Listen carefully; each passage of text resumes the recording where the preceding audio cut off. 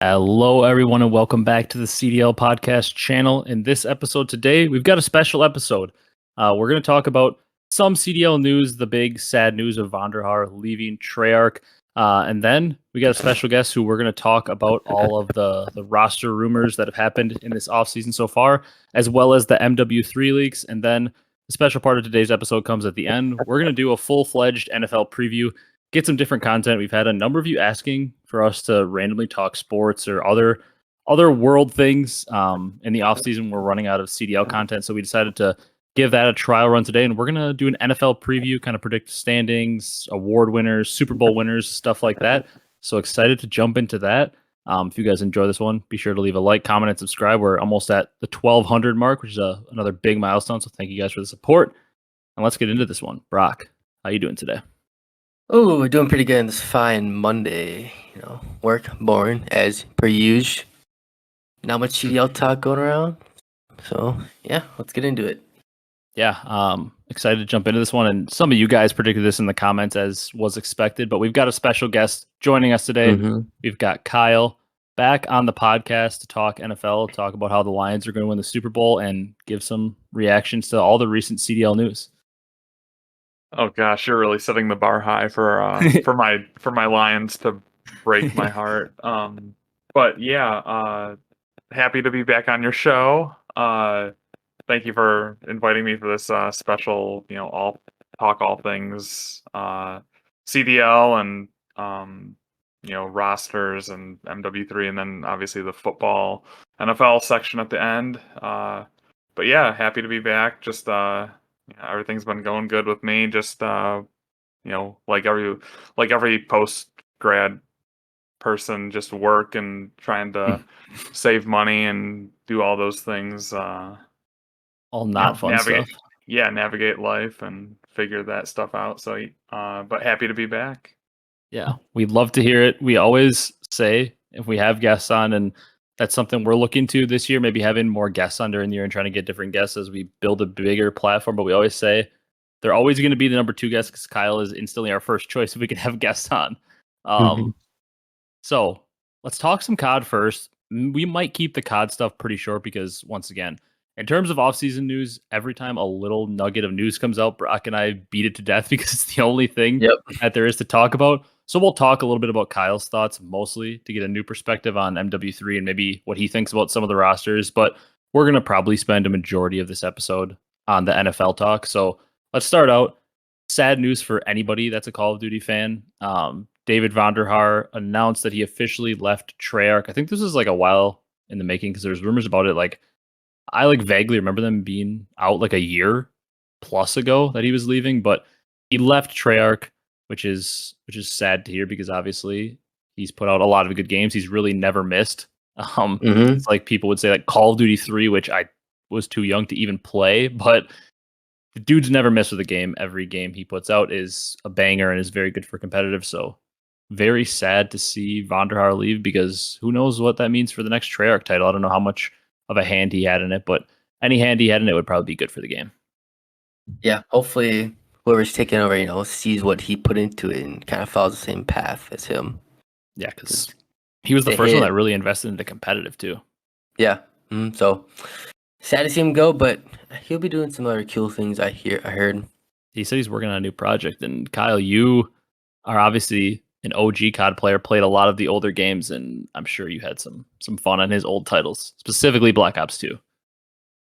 Yeah, I mean all of those middle school and early high school Treyarch titles poured endless hours into just multiplayer with everybody would come home, hop on Xbox Live and play whatever the COD title was for especially those first it would always release right around the holiday season. Everybody would just be on endless hours. But yeah, obviously Vonderhaar, big presence in the competitive scene as well. A lot of the pros always spoke highly of him, and it seemed like he had a good rapport with a lot of those OG comp guys as well. So, but you would hope to see, like Brock said, somebody Treyarch invest in putting somebody equally as talented in his shoes to kind of continue his work and stuff. So, but yeah, just the closing of one door, but waiting to see what comes of that. Yeah. I would be interested to see if he like hops on another FPS title or something. I would think maybe he's burned out of that and wants to take his passion for making games in some other direction or something else he's interested in, because I can see how you'd probably get burned out after making FPS games repeatedly for 20 years. You might get kind of bored of that, but that's true. I remember like you were talking about early middle school days. I remember that was like one of the best things, and this is something like Brock and I would play together like middle school, like it was Black Ops 2. I remember that was one of the best things you could have if like you're getting off school on Friday and it's like double XP weekend, Nuketown 24/7 on Black Ops 2 or something. That was like the best feeling ever. Like you and a bunch of your friends are going to hop on that night and you're going to be grinding some Nuketown 24/7 until your parents kick you off the Xbox. Every 12 hours straight, every day. Yeah, like that. Those are some of the best times. So Vonderhaar gave us all memories in our childhood, and I'm excited to see what he does next. But the new game coming out, Kyle, MW3. Brock and I talk about this a lot because for once, when we had leaks about the upcoming game, they were actually positive for the most part, which is probably a rare thing. Maybe the first time since like Cold War, we saw a lot of positive leaks. I've got a list of them here, but any of them you want to highlight, Kyle? Because Brock and I have talked about this to a big extent. But I mean, all the OG MW2 maps are in the game off launch. That's confirmed. The red dots are back. Reload cancels back. Slide cancels back. We have dead silence again. Just a lot of overall positive things, which is rare for Call of Duty leaks nowadays. Yeah, I mean, right off the top, releasing with that many maps off the jump is huge. Especially the last few, titles. It seems like they've been struggling for any kind of like the release of like 6, 7, 8 maps at most, and then just struggling to like shoehorn in like 3 competitive game modes into like 3 maps or something. It seems like so. At least they'll be able to play test and get a sense if any of those maps work for competitive modes, and then I'm sure that they're going to add in novel maps as well, based on usually it's based structured around like scenes from the campaign or whatever.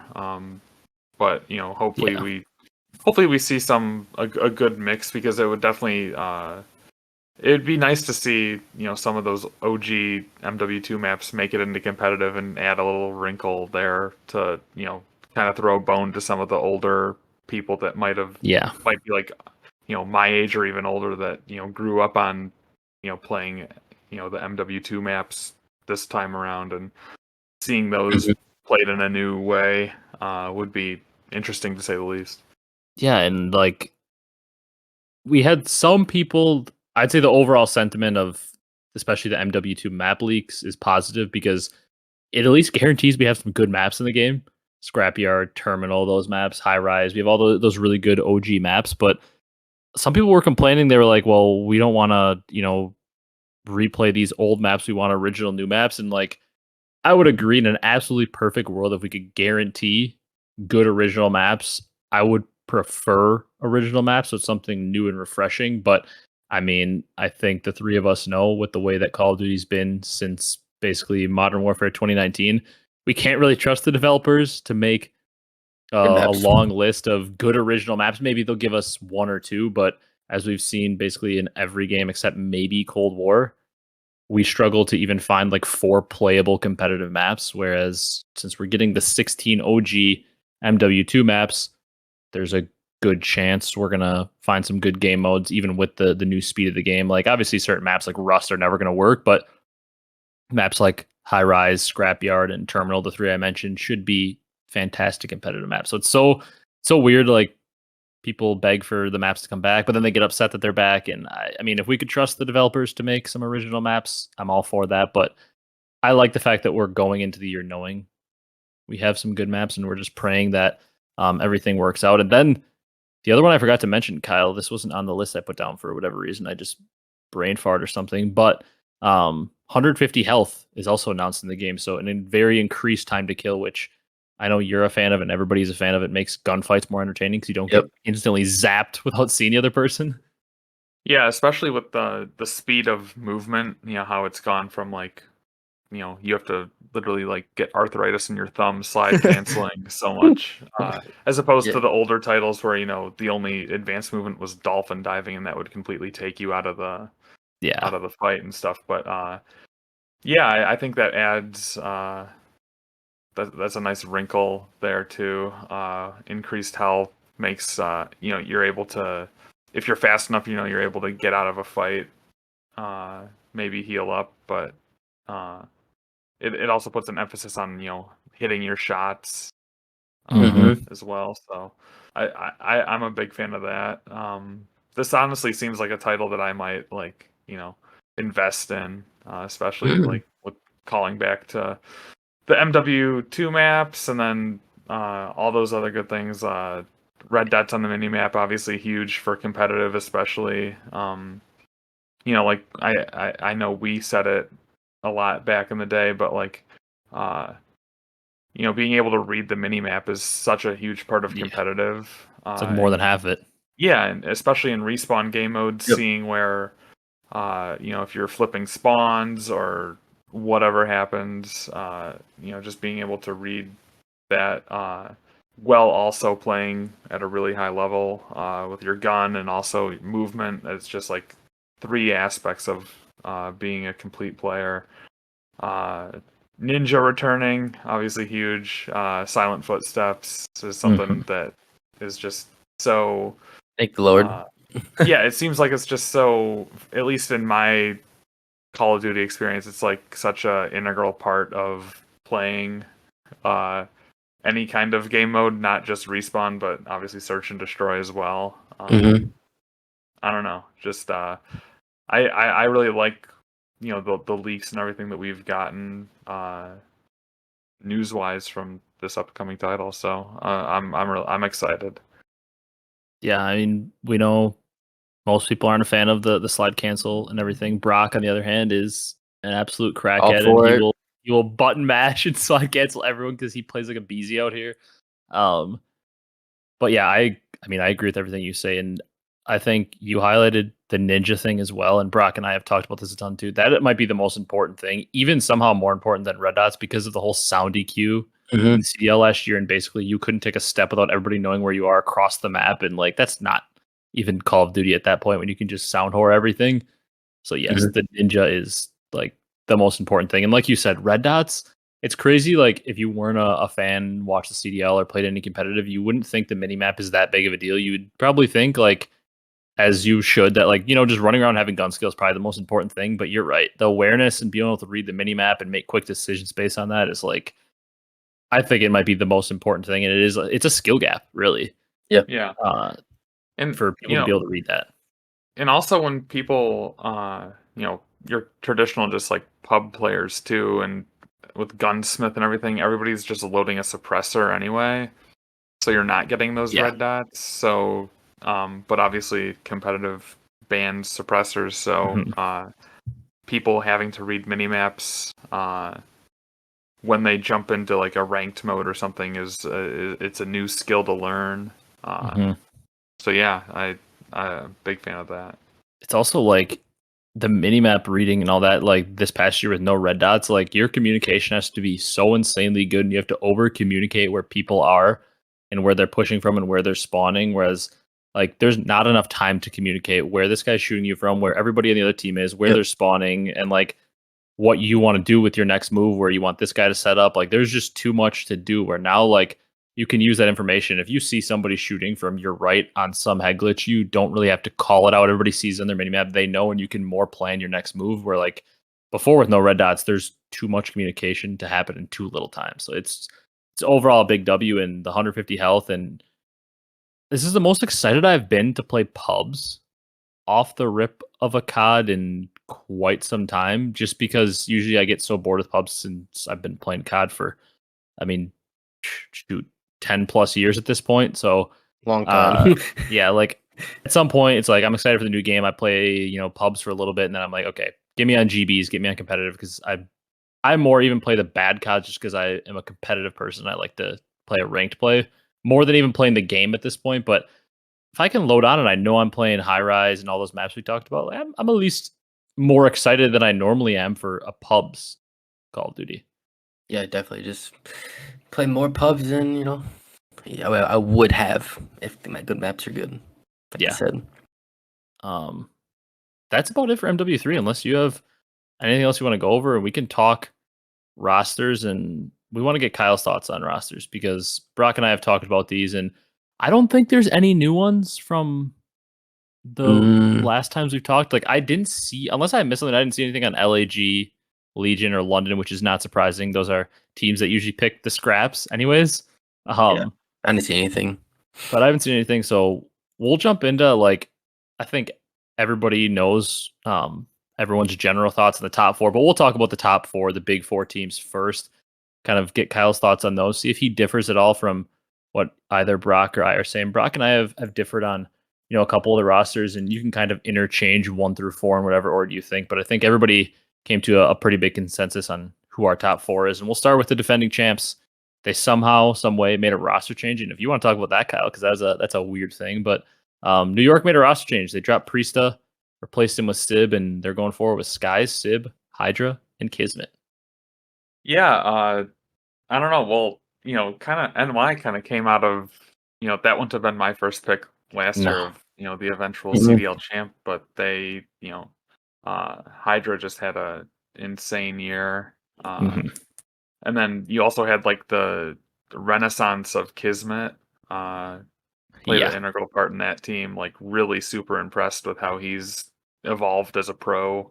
Kind of being like on that on that original fringe Paris Legion team. Yeah. And people just, threw that entire team in the bin, and somehow he's, clawed back. And then you had Skies obviously migrating from Mutineers. But Solid yeah, player. I was yeah, Sky's really understated player as well. But surprised that whatever negotiations fell apart, whatever with Priesta, he's one of the guys I kind of ride for in the CDL. Happy he's found another team, but yeah, I don't think that they necessarily got any worse. If anything, you could maybe argue they're getting better with Sib. I don't know. I mean, maybe you're taking away some of the like team vibe with Priesta. Sib might have a little bit more, less like positive vibes. I don't know. Maybe I'm just You're not wrong there. Casting there, but yeah, I mean, this team, I think NY, they're definitely primed up to be a top 3 team in my book. It's at least from like preseason predictions. Well, and for these top 4, like the first 4 we're going to talk about, it's hard to honestly find stuff to say about them because their rosters are just so stacked that it's like I'm not going to predict them to be terrible. Like, do I think one of them maybe won't be as good as the other 3? Sure, but like it's hard to find negatives because they are all so stacked in the talent. Like basically what happened with these top 4 rosters is they pretty much kept the same roster of the players that were performing really well, and then LA Thieves, who was another top 4 team, dissolved, and all the LA Thieves players joined the top 4 teams, and then the top 2 players from the 5th team, Seattle, those 2 joined the top 4. So like the 4th and 5th teams from last year all just joined up on the top 3. So it's like they're all just so stacked. And I agree with you though, and I think Brock feels the same way, but it's like talent wise, Sib is an upgrade, but it's just such an odd move. Like Priesta, you win champs with him and you don't even attempt to run it back. You're just like, yeah, we're done. It's a very odd move. I will agree though. Talent wise, Sib I think is a better player, but I also am on the same wave as you, where I'm kind of like, I don't know, will the vibes be off? Maybe Sib won't do the dirty work like Priesta would. Because the stat that Brock and I always talked about was Priesta like led the champs tournament by a mile in assists. So he was doing the damage and the dirty work and making everybody one shot and going in first even with an AR. But I don't know what Sib's gonna do. I think he's gonna play for his kills a little more. I think Priesta had like 25 more assists than the next person. Yeah. At champs assists, which is a lot. Which is insane. And it could be due to games played, but still, it's not. It's still a insane stat. Mm-hmm.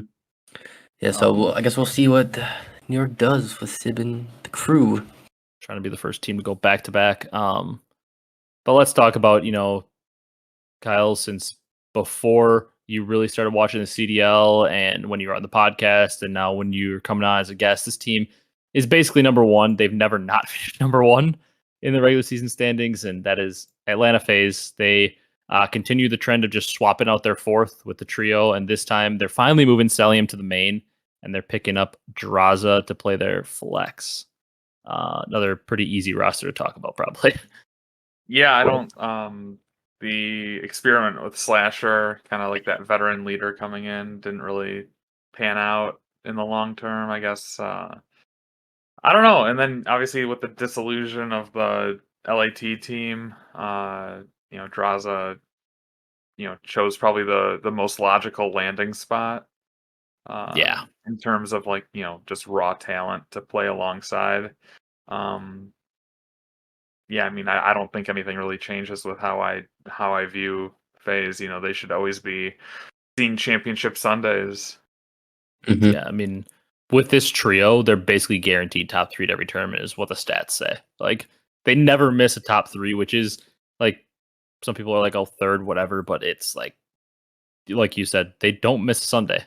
They just simply don't. I mean, this last champs, they finished third, and it was the first time Simp and Abezy have missed the finals in their entire career at champs.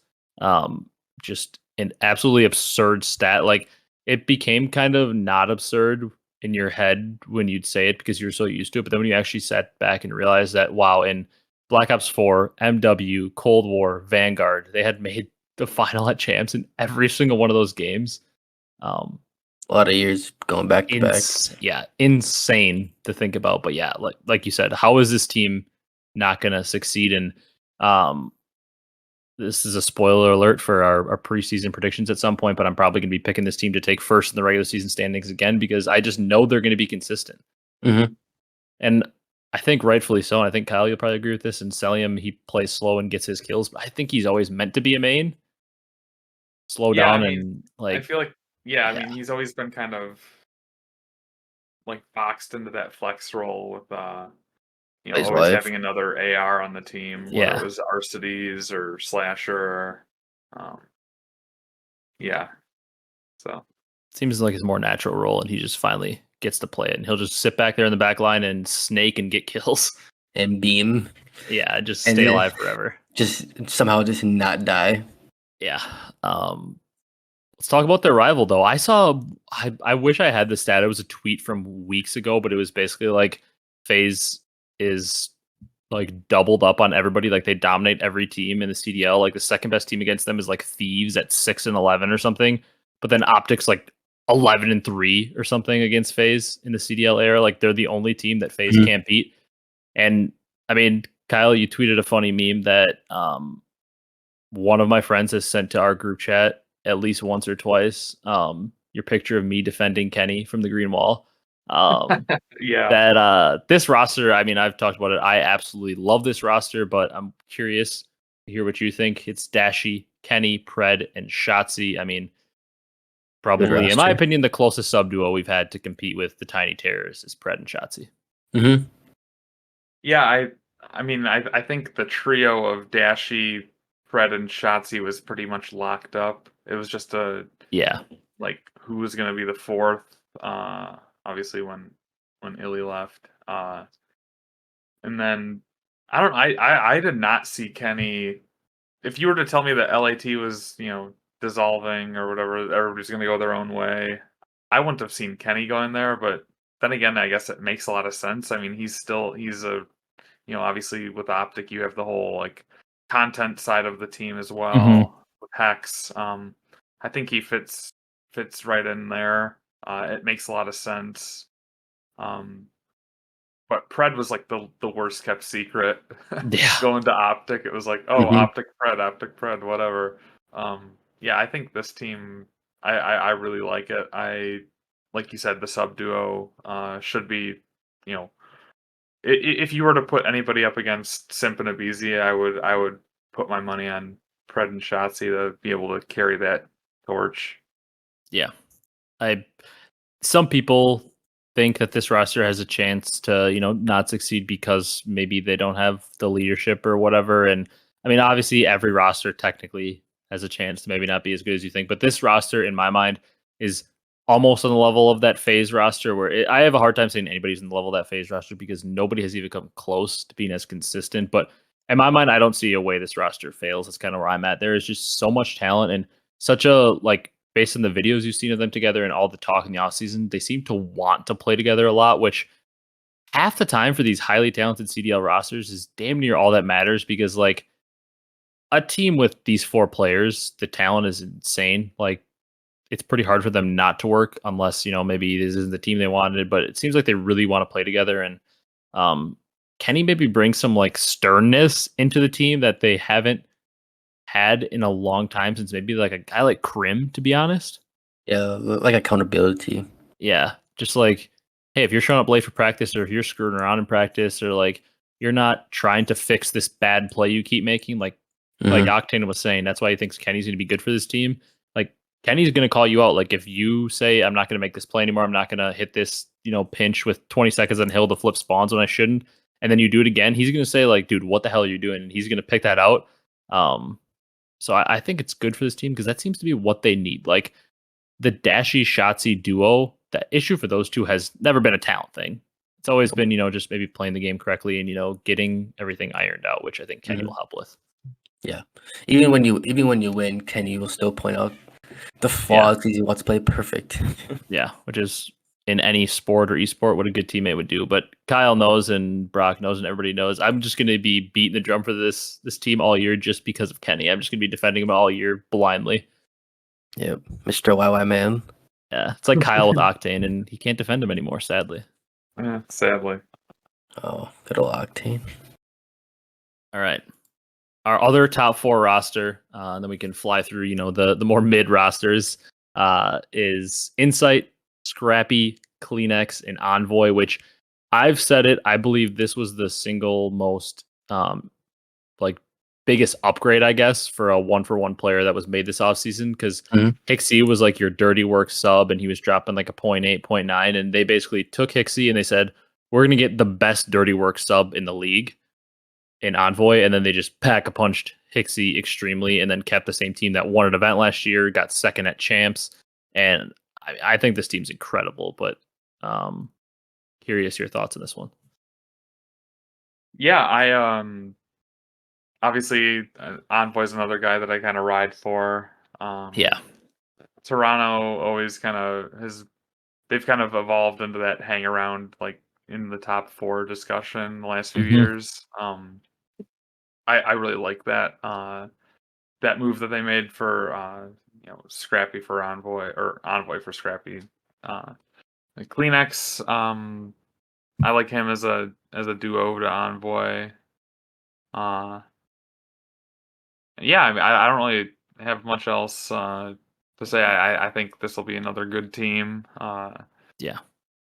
Playing on that Bell 5 or whatever. Yeah. This one just seems so easy though, right? It's you picked up the best possible version of your weakest link from last year. Yeah. It's you took your team and you have a dirty work sub and then you replaced him with high upside slaying dirty work sub. So it's there seems to be no downside unless maybe chemistry suffers because we know Scrappy and Hecz were a duo. So maybe it's that, but yeah, agree. This team is pretty insane. I think they potentially have a sneaky chance that nobody's talking about except a lot of the pros seem to think this team is going to be top, but this team has a chance to even sneak in and get that number 1 spot in the regular season, I think, where teams like Optic could potentially see a little bit more inconsistency in New York. I think this team could step up and be the most consistent along with Faze and battle for that 1 spot. But our last confirmed roster is Boston that you were talking about where Presto wound up, which I think is pretty good spot for him because as we talked about the remaining rosters, this is the last confirmed one, but of the rumored rosters, I think everybody is pretty much in agreement that this is easily the 5th best team. And it ends up being Slasher, Priesta, Snoopy, and Capsidal. So I don't know how much you know about Snoopy, but we saw him play basically just at Champs. Was the only time he's ever been in the Pro League. He just subbed in for Champs or Boston. He looked very good. He had a cracked POV. People say, and specifically Doug Sensor Martin says he's the next Shotzzy.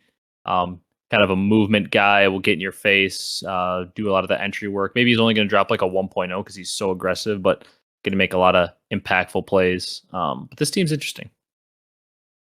Yeah, I like how Boston's kind of investing in, bringing in some like veteran talent like Slasher and Priesta, and then kind of comping that with, two younger guys, Snoopy and Cap. We saw Cap still on Boston before, obviously. Back in the Vanguard, I believe that was correct. Yep. Yeah. So, I don't know, and I think, like you said, out of the remaining whatever rumored rosters there are, I think this team, on paper at least, should be that, consistent, like making a run at like getting into winners bracket and stuff, and all that good stuff. But maybe on an off chance making it to like a losers finals or a winners finals or something. But I think there's just such a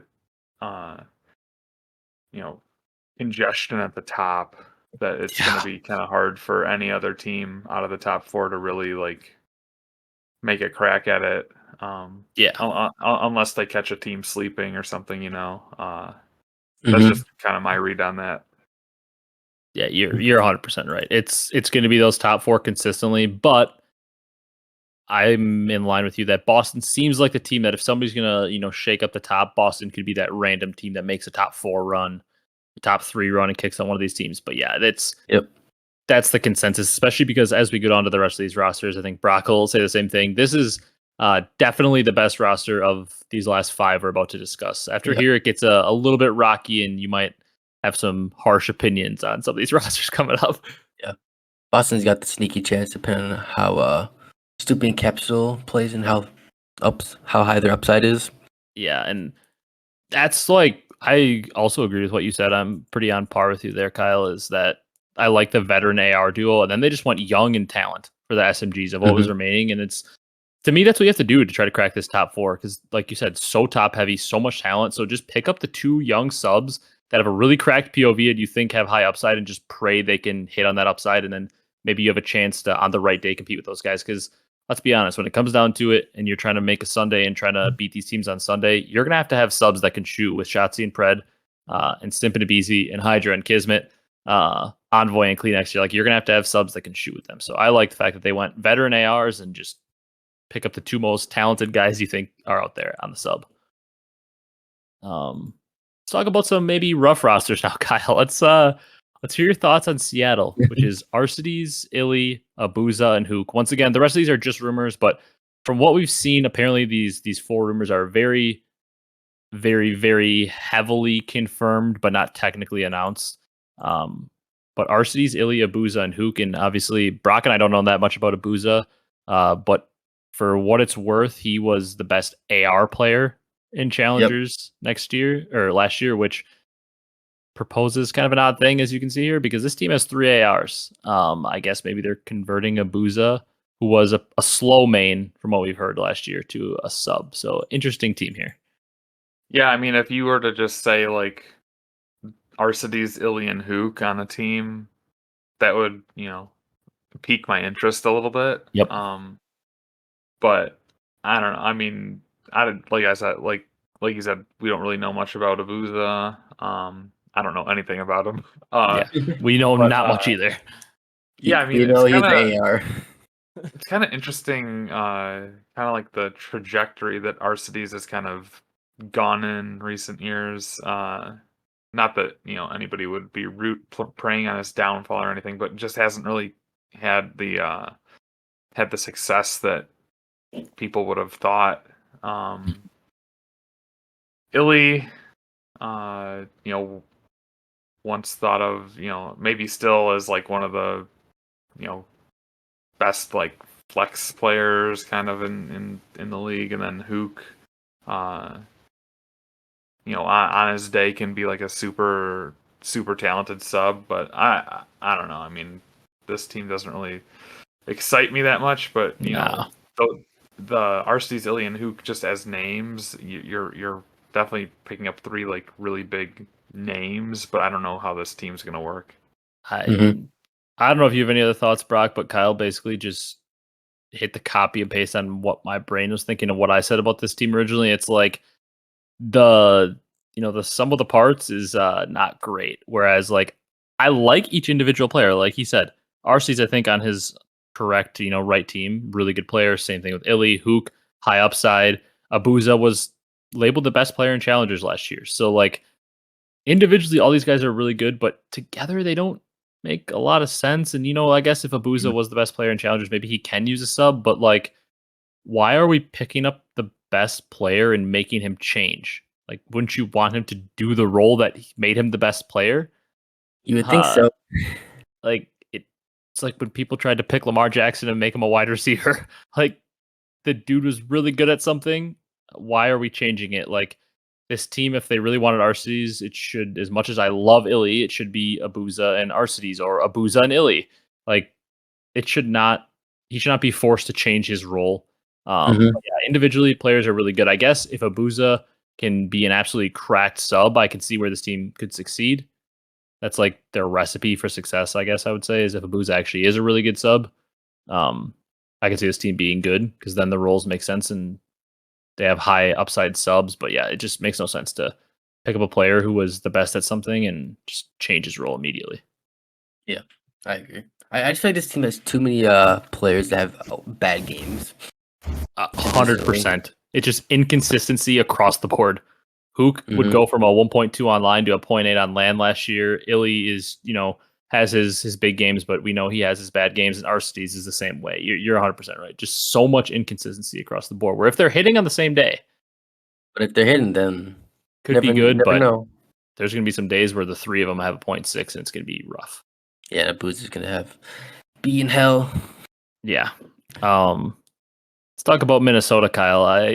Linz was Abuza's duo in challengers last year. He was a sub that was like viewed as a really good player too, I believe, because Abezy is from Belgium, and Linz is French, I believe. So, really good sub player, but coming from overseas again, and they have a rumored roster of Accuracy, Awakening, Vivid, and Linz. What a lot of people are calling Seattle Surge, like Diet Seattle Surge, because they went for a cracked non-North American sub in Linz, and then they have Vivid, the inconsistent second sub. People are calling him Mac, and then the heavy slaying flex in Awakening, they're equating to Sib, and then Accuracy stays the same. So they're saying Accuracy just got his light version of the last 2 years of Seattle Surge.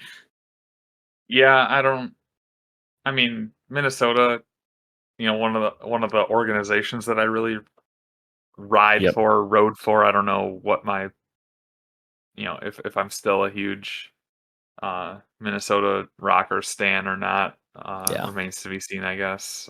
They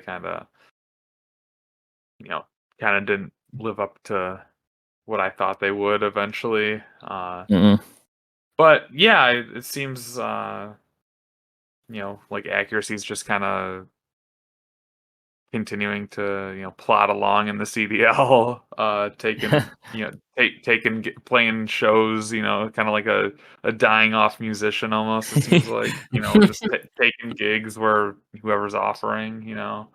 Um, I still think Big Wake's got a little bit left to say in his career, Mm-hmm. and then obviously you have like Vivid still, finding roles here, and then it'd be interesting to see how you know Linz does, I guess. But this just seems like a classic like mid tier team if there is one. Yep.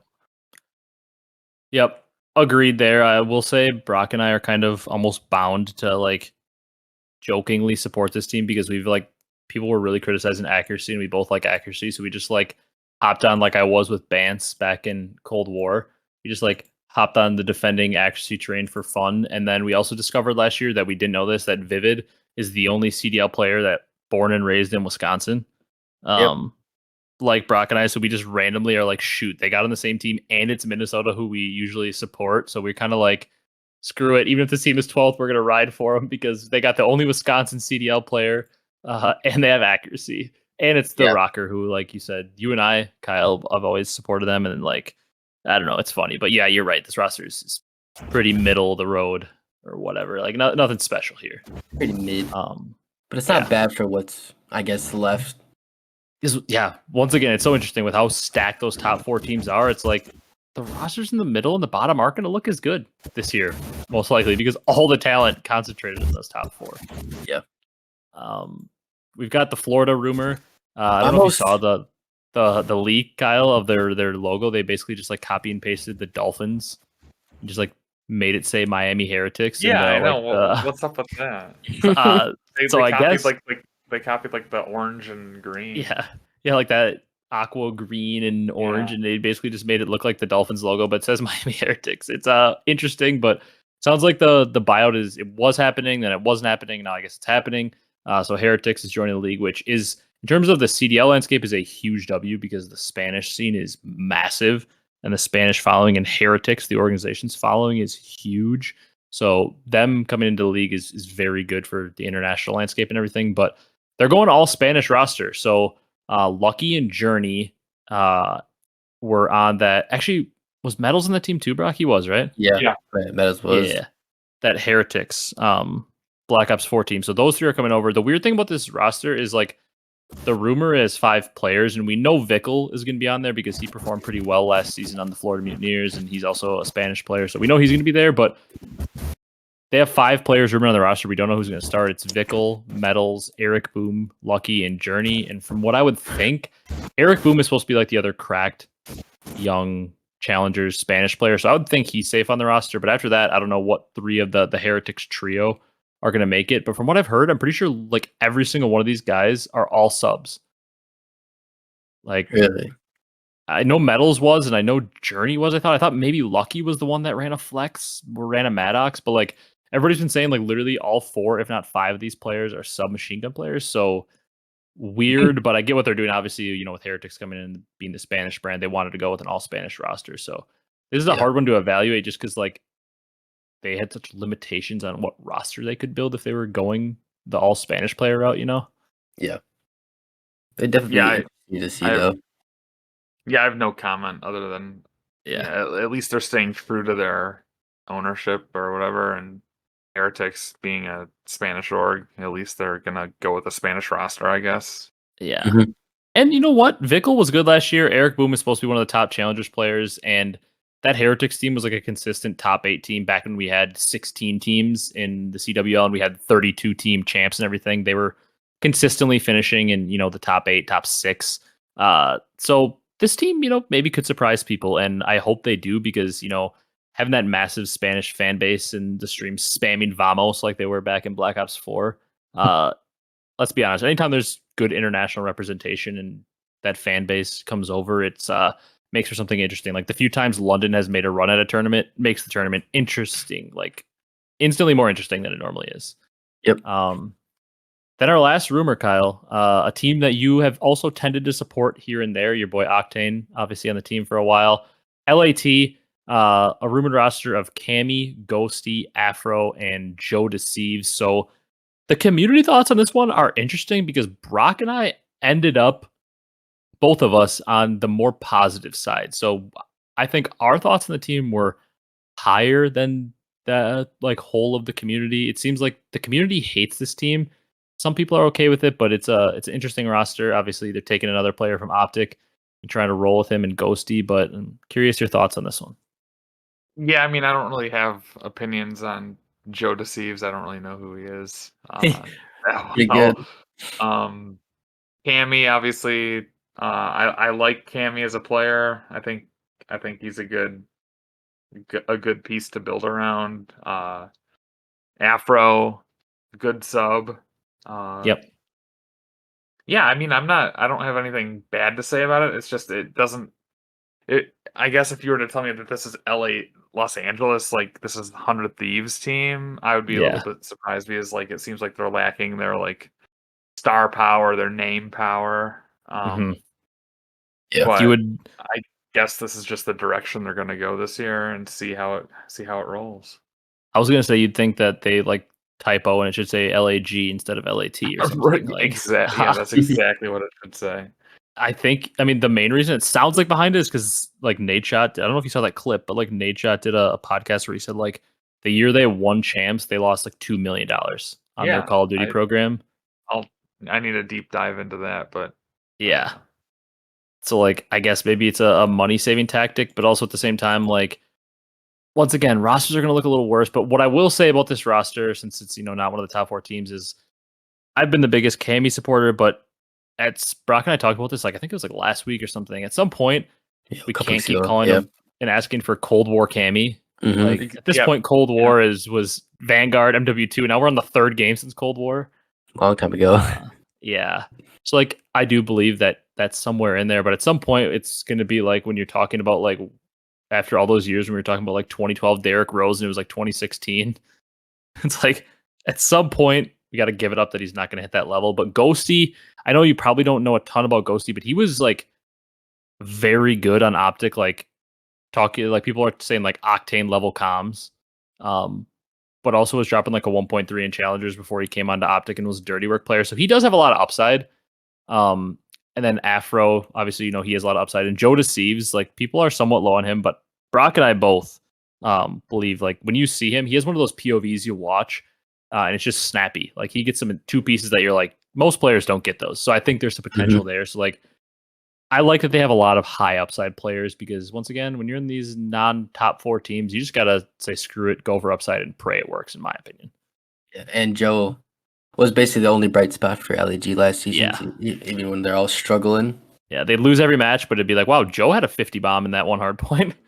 Yeah, or when we saw Joe Deceives at the Madison when he went completely off. Yeah, we started calling him Madison Joe or Wisconsin Joe because, like, I'm not kidding you, Kyle. We went to, they had like those Minnesota home series, and Brock and I went with a couple friends to the Madison matches. And I'm not kidding you, in the series there, I think Joe Deceives dropped like a 1.8, maybe 1.9. It was like insane. Yeah. This guy was frying. He dropped 40 like every map, every how he spawned. Yeah. So we were calling him Wisconsin Joe for a while. Mm-hmm. That's it for rosters though, because per usual, LAG, Vegas, and London are giving us nothing. Funny thing is, no Clay on any of these rosters or Attach. A lot of big names, yet to maybe find a landing spot. Even guys like Standy, Teej. There are a ton of names. Bance, yeah, that don't have rosters. The whole London squad, basically from last year, all those guys, like a lot of guys that just don't have anything announced. So we'll be curious to see where all those veterans land. But are you guys ready to talk some NFL football? That's what we're mainly here for today, is a special episode. Let's talk some football. So Kyle and I were talking about this before I started the podcast, but I think the funniest thing about us talking NFL football is we are fans of 3 different teams here. Brock and I both from Wisconsin, neither of us Packer fans. But it's not often you do a podcast or talk football with 3 different teams. And honestly, the team probably with the best chance to have a successful season immediately is the Lions fan. It's probably not often that that's ever happened. So Brock's a Falcons fan, for those of you that don't know, and I am a Colts fan. And then Kyle is a Lions fan. And Kyle and I were joking that it's pretty funny that the Lions fan is the one with the highest expectations going into the season, because that hasn't happened for you too often in your lifetime, Kyle, has it? I don't think it's ever happened. It's funny though. Yeah, no, I've the local sports talk radio for 12 hours a day is just nonstop. What happened in training camp today? It's like I couldn't care less what happened in training camp today. Besides Jamison Williams, tweaking his hammy or whatever. Yeah, and he gets a suspension is wild. Yeah, he has that gambling suspension for 6 games. But Alvin Kamara almost killed somebody on camera 3 games. Jamison Williams bet on an NBA game 6 games. Makes sense. Think about it. Smoked weed this season. Yeah, like it's the suspensions make no sense. But you want to. So our layout that we want to do, and we can do whatever, but I was going to say, like, we all give our predictions for how the divisions are going to finish, and then we'll talk about award winners. So, like, rookie of the year on offensive defense, player of the year on offensive defense, MVP. I feel like comeback is that's not really a good award to predict because it's just so, like, random and some random guy coming back from an injury. Then maybe pick our Super Bowl teams and winner or something. And like as we go on the list, if there's like interesting teams you want to talk about, just start talking about them or something. So let's kick it off in the NFC. Let's do the whole NFC first because I feel like the AFC is, unless you guys disagree. I mean, both of your teams are in the NFC, obviously, so maybe you're a little more interested in it. But I think everybody would say the AFC is clearly the more fun conference. So many good teams. Whereas in the NFC, you're kind of scratching and clawing to find 7 playoff teams. In the AFC, you're like, how are we going to cut this down to 7? Right. Let's just go north, south, east, west. So we'll start right away with your division, Kyle. And we'll let you kick this one off for what you think standings are going to be because your team's in it. And it's the NFC North now. I will say, like you said, it seems like at least excited about the Lions in the Lions fandom. I will say, I know obviously a lot of Packer fans, almost everybody I know is a Packer fan around here. And they are like so confident somehow and seem to be like, I'll believe it when I see it. Think about the Lions. They're the preseason darling that's going to fizzle out. And Packer fans are still, it seems to be pretty confident that Jordan Love's going to pick up where Rodgers left off and win the division from what I hear talking to a lot of my friends. Yeah. I mean, you could convince me that any of these 4 teams could kind of win the conference with like a 9-8 record, and I would probably believe you. Yeah. Just because I don't think any team is going to run away with like 13 or 14 wins here. Yeah, I have to stick to my guns and say that the Lions are going to get it done. I think that they've got good depth. At the their offensive line is pretty good. I think defensively they're right there. And I think it really comes down to offensive skill position depth. I think they're gonna, on paper at least, they might struggle at the wideout position. I think Amon-Ra is like a really good wide receiver 1 for us. Agreed. But then I think people were really hoping that JMO would kind of come in. Obviously, he's dealing with a suspension now and an injury on top of that. So there's a lot of JMO, fear going around Detroit now. Like, is he a bust? Question mark. I'm not sure. I don't know. But yeah, I think Lions are going to be like 11-6 or 10-7 and somehow find a way to win the division. I like it. But shortly, like following quick on their heels, I think that the rest of the division might only finish like a game or 2 out. But I have it falling Vikings, Packers, and then Bears rounding it out. Okay. But I think all those teams will be sitting around like anywhere from like 6 to 9 wins. Okay. I think it's gonna be a dogfight though in the NFC North. Yeah, definitely not a division where you've got like a clear standout. Like you can realistically, like you said, I don't really think you can pick the Bears personally, but I think you can realistically pick the other 3. Because I have the arguments for all of them. The Packers, maybe Love is really good. Vikings are the defending champs with a ton of wins. Maybe they can repeat it.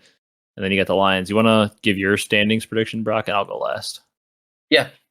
I'm kind of with Kyle for the most part. I do think the Lions will win the division. Since they have a lot of talent. They do, especially on offense, I think.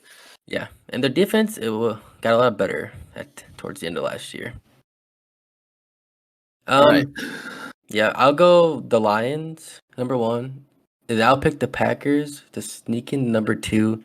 The Vikings will, have a little bit of off year with Kirk Cousins, maybe how he plays, and then the Bears. Not quite as good. I battled with both of your standings. I had the same thing as both of you. I said I was going to pick the Packers and just be like, they always seem to find a way. Like somebody wins the division once, like the Vikings did last year, and the Packers own it for 3 more years in a row or something. And then maybe the Bears would win it 1 year, and the Packers own it for 3 more years again. Yeah. So I was going to pick the Packers and say they get back to that, but the Lions, for whatever reason, seem to be the most safe team. Although it is weird that like the Vikings didn't lose a ton of players. I mean, Dalvin Cook's probably a big loss. Maybe Thielen will be a bigger loss than you think. But the Vikings did win 13 games last year, and everybody's just like writing them off, which does seem a little bit weird. So I thought about even picking them, but I decided to go Lions, Packers, Vikings, and Bears as well. I do agree with both of you. I think almost any team could win this division, but I'm not so much sold on the whole Bears thing. Like I don't see them jumping from the number 1 pick to competing for the division this year. I don't know. I just like Justin Fields has a lot of talent, but like I want to see him like actually throw for something besides running for 1,300 yards. Yeah. I want to see him throw for 3,000 yards at least. And see something like that. But yeah, I'm pretty in par with you guys in that division. Let's just head right away, Brock, to your division now, the NFC South. We talked about maybe a weak division in the North. This might be the weakest division in football, in my opinion. I mean, yes. You've got Desmond Ridder, Derek Carr, Baker Mayfield, and Bryce Young leading the teams. So obviously Bryce Young, a lot of hype around him, number 1 pick, but maybe not the best roster around him. And then Baker, journeyman at this point, Derek Carr on a new team, and then Desmond Ridder getting his first chance to start. Desmond Ridder / Taylor Heineke. Yeah, we know Brock is like a Taylor Heineke stan, and then he went to the Falcons, and it's like I've never seen Brock so torn to want to watch his young quarterback starter. He just wants to cheer for Heineke. Heineke's so good. After what I saw against the Buccaneers in that playoffs like a couple years ago. I mean, I have less investment in this division, but I will say, Brock, I had no idea where to go. I feel like the consensus pick for most people, I think, is the Saints in this division because they always seem to finish around 500, and then they did upgrade at quarterback. Like they basically had nothing last year when Jameis was hurt. Mm-hmm. So I guess Derek Carr would obviously be an upgrade over like Ian Book and whatever random Andy Dalton they were strolling out there last year. I would say Derek Carr's an upgrade, but I'm going to go different. I'm picking your Falcons to win the division. I picked Kyle's Lions. I'm going to pick your Falcons. I think they might win it at like a 9-8 though. Yeah, I was thinking the same thing. You and I were talking about this like yesterday. I saw like a screenshot of their schedule and it looked pretty easy to me.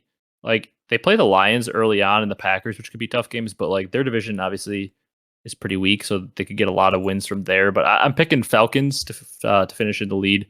Saints, I think, will be trailing right behind them. I think this could come down to like a final week thing.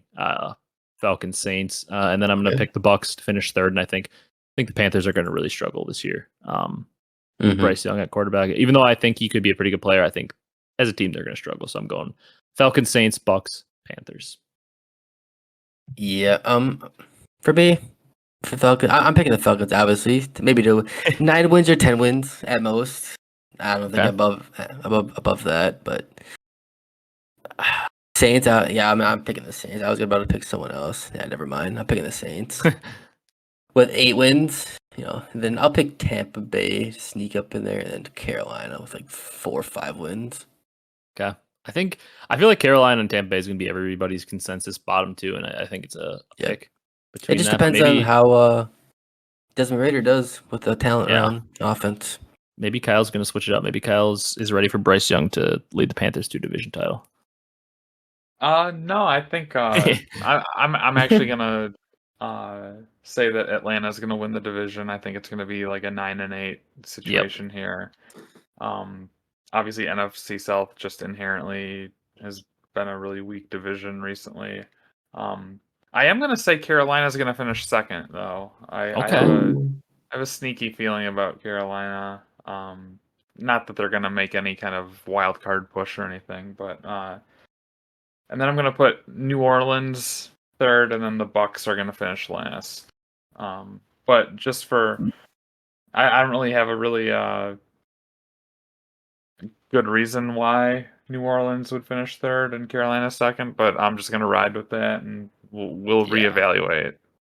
Yeah, that division also, it's like so many question marks. It's kind of like when we go to the other South, the AFC South is just all new quarterbacks except one, and you're just kind of like throwing a dart at the dartboard and kind of thinking, because like none of these teams really are crazy impressive. You're just kind of like, it's a feeling for this team, and you can't really like go against it because it's kind of like whatever. Falcons on top though.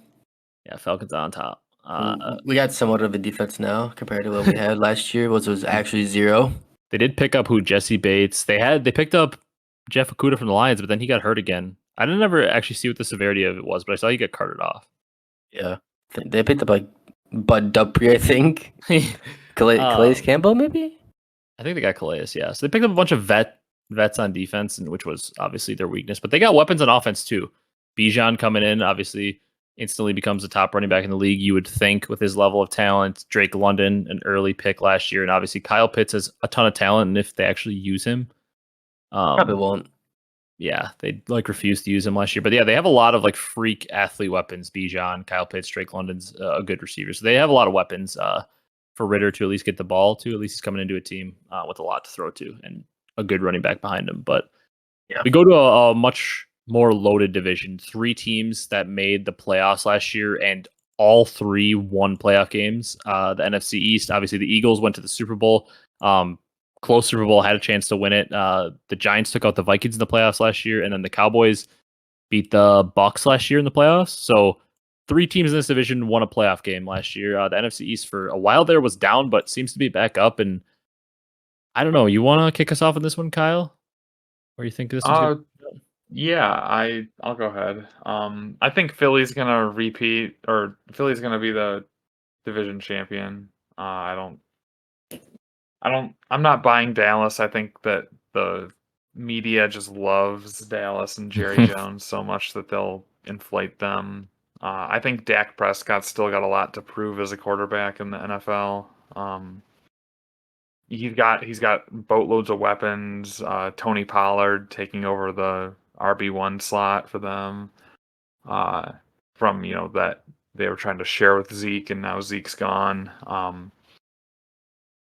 I think CeeDee Lamb, Brandon Cooks. Yeah, Brandon Cooks. They just got boatloads of weapons, but I think Dak is kind of where they fall short. He's definitely been plagued with injuries and stuff. I'm a big believer in Jalen Hurts up on Philly. Obviously, they got boatloads of wide receivers there too, and then you got the scrambling ability of Hurts as well. So I think it's going to go Philly, Dallas, and then I'm going to pick Washington to edge out New York for the 3rd spot. Okay. And my football Giants will finish last. I have almost the same thing as you. I battled hard on that 3rd and 4th place. I didn't know what to do. I also picked the Eagles. I think they are the best team in the NFC, I would probably say still. I think they're easily better than any team in the North or South. And maybe you got some teams in the West, namely the Niners, the old NFC Championship game from last year. I think maybe you can battle with them, but I just simply trust Jalen Hurts a lot more than I trust Brock Purdy, I guess. But I agree. I think the Eagles are going to repeat in this division. I like the Cowboys in 2nd, but kind of the same thing when it comes down to Hurts versus Dak. I have a lot more faith in Hurts. And I battled with Commanders and Giants, actually. I just came down to I don't know if I trust Sam Howell. And then I was like, well, did I really trust Daniel Jones? So then I was in a conundrum in my head, didn't know where to go. But I decided to go Giants 3rd just because I like Dable as a coach, and the fact that they were able to win a playoff game last year, I think bodes well for them, at least to have a 7-win season this year, which I think could be more than the Commanders. However, I will say I really like the Commanders' basically entire roster around the quarterback. Their defensive front, their defensive line is extremely good. They have a pretty good secondary, and then on offense, I like Jahan Dotson a lot. I like Terry McLaurin a lot. I like the running back duo, Brian Robinson and Antonio Gibson. A lot of things to like there. It's just they're starting a 5th-round quarterback in his 2nd year, so it's tough to predict them to do extremely well. But I'm going to have the Commanders in last and Giants in 3rd. But I really struggled with that pick. Yeah. I basically have the same thing, but I've picked the Philadelphia Eagles because just overall good team. After the Dallas Cowboys, Jerry World, they'll have probably 10 wins, make the playoffs, and then just choke like normal in there. Typical. And then, oh man, I do like the Commanders. So do I, and I still picked them last. I do. It's tough. If they had Taylor Heineke run quarterback, maybe I'd pick them to win it all. The division, but they don't. So I'll pick Grass Goblin, Danny Dimes, with some Saquon and Brian Dable. Finish 3rd, and the Commanders finish 4th. This was, I don't know if you guys disagree. Maybe since Kyle picked the Giants last, he doesn't agree. But this was like the first division I battled with because, I mean, 3 of them did make the playoffs. But like, this is the one division where I was like, I could talk myself into, even if it was far fetched, I could like talk myself into a way all 4 teams can make the playoffs, especially the Giants since they were there last year. But like, even if the Commanders roster, like, it's so good around them, like, and they always win like 8 games recently. So like, I could like kind of talk myself into a way I think they could at least get a wild card. This was like the first division I could do that in, I think. Yeah. Same. All right, last division in the NFC, the West. We got the Niners, Seahawks, Cardinals, Rams in here. I feel like there's a pretty consensus bottom team. A lot of people think they might be the worst team in the league this year. That's the Cardinals, so I dropped them down into last. Then with the other 3, I was kind of curious on where you guys would go because the Rams had obviously a very down year last year. They were the defending champs, and then had a terrible season. Stafford got hurt and everything. The Niners, I think, potentially roster-wise around the quarterback, have one of the best rosters in the league. So I still pick the Niners to win this one. I think we might see some regression from the Seahawks, but I like that they brought in JSN. I think him and DK and Tyler Lockett, along with, Charbonnet, Kenneth Walker in the backfield. I think they have a ton of weapons around Geno, which is what you need to do, surround a quarterback. More of a game manager kind of quarterback. You got to surround him with weapons. So I decided to go Seahawks in second. Think they're going to sneak into a wild card potentially, but I really battled because I think if Stafford's healthy, the Rams could just sneak right back up and be a playoff team again. But I decided to go Niners, Seahawks, Rams, Cardinals. But I do think, depending on how the other divisions go, this could be a division that has potential with the 3 wild card spots. I think this division could have 2 wild cards. I wouldn't be surprised to see that. Yeah. For me, I always sent the Cardinals. They're last because they don't get Kyler. Man, I'm picking the Rams at third still. I just feel like their time they won it now. I just don't feel like they're gonna get back to the good old Rams. Yeah, which is tough, but I just don't think so. And then I am picking the Seahawks to win the division over the 49ers because the quarterback concerns with the 49ers, even though the rest of the team is really good around them. But I'm a big believer in this guy named Geno. Love me some Geno. I don't hate it because I also have a lot of questions. I'm not like, people are like just writing off like, oh, Mr. Irrelevant, Brock Purdy, he's some like franchise savior and he's so good with Shanahan. But I'm like not sold on that thought at all. So I don't hate the pick at all. I just was like, that roster is just so good. And Shanahan just seems to make every offense work there until it comes time to, NFC Championship or Super Bowl. Yeah. They'll choke it away. But I'm on board with you there. I think that it's possible for the Seahawks to win, but I'm still going Niners. But yeah, the distrust of the quarterback room in San Francisco, I agree with. The Seahawks, I just feel like they're built just for the playoffs in general. Yeah, they always seem to, even like last year, I thought that they were going to be one of the worst teams, and then they hung around and they made the playoffs. I'll find a way. Where are you going with this one, Kyle? Yeah, I'm obviously hard to deny 49ers defense carrying them. The offense will find a way. So they're clearing away gonna win the division in my book, unless something tragic happens. I don't know. Cardinals are the 4th team, no doubt about that. But what to do with the Rams and Seattle? I think you talked me into Seattle being the number 2 team there, Ryan. Yeah. I'm gonna go ahead and flip flop. I had initially had Rams just because of like the offensive explosion, and then that they can create with Cooper Kupp and Cooper Kupp. He's like the only center. He's like wide receiver one. Even though that he's going to get the ball, somehow he still finds a way to get the ball. Yeah, he's going to have 190 catches this year or something. Yeah. But yeah, I'm going to pick Seattle. I think they're just a more well-rounded team. I don't know. I think it could be I definitely agree that this NFC West could have, definitely 1, if not 2, wild card slots there. Yeah, I just like, in a world where if Stafford and Kupp are healthy, I could see the Rams being around 10, with the current Seahawks roster, I could see them being around 10, and I could see the Niners being at 10 plus. That's why I think like there's a realistic chance they could get 10, and then they might be like an 11, a 10, a 9, and then like a 2 for the Cardinals in terms of wins. They might be way down there, but yeah, just like we all thought in the year 2023, or I guess 2024 season, we might predict the team led by Brock Purdy and Geno Smith take out Stafford and Kyler Murray's teams. Just like we all thought. On That point. is, yeah. Do you want to move over to the AFC, where, in my opinion, things get a lot more interesting, and where our predictions could really get way different? Because like when I was going through these, like where we're going to start the North, I legitimately could be talked into all 4 teams winning the division in the North. That's a Some people tough might not. one.